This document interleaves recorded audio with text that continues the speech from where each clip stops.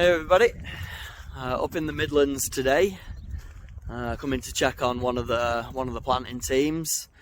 It's on a job on a farm estate. They're doing a bit of diversification, get some timber crops in there, plus improving some of the hedgerows around the estate. We'll go down through the yard here, and we'll meet Max, one of our team leaders, and maybe get a bit of footage of him and what he's up to. Try and get a bit of footage of the planters. See how their days are going, and yeah, we'll tell you the story of this site a little bit.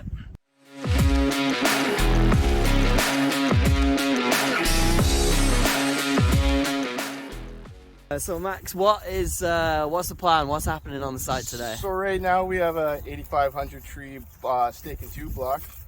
Right now we're planting clusters of 9. So you'll see on these stakes right here, we're planting them 3 by 3, a mix of sycamore and oak.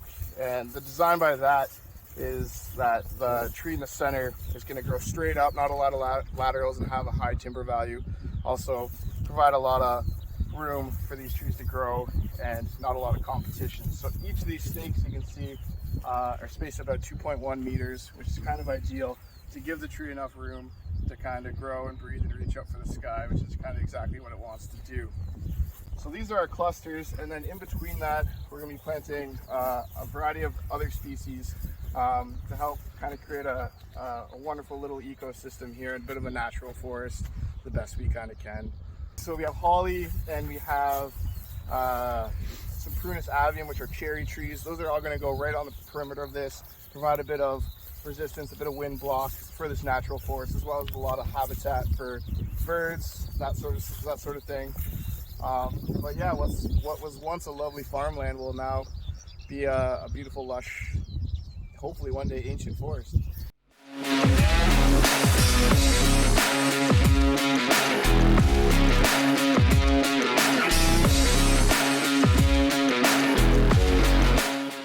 We also have a lot of hedgerows going in.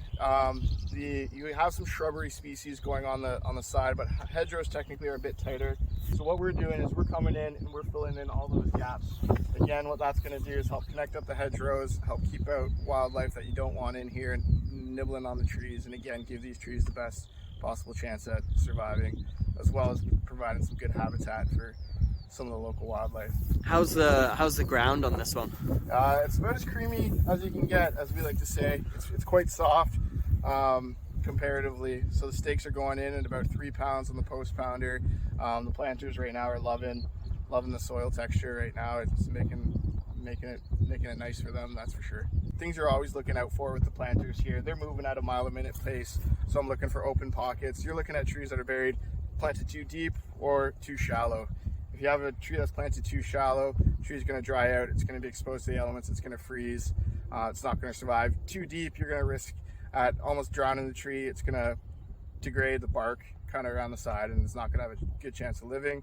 So again, all these guys, they're masters, and they're red seal tree planters if there's ever a thing, and they're pretty dialed in.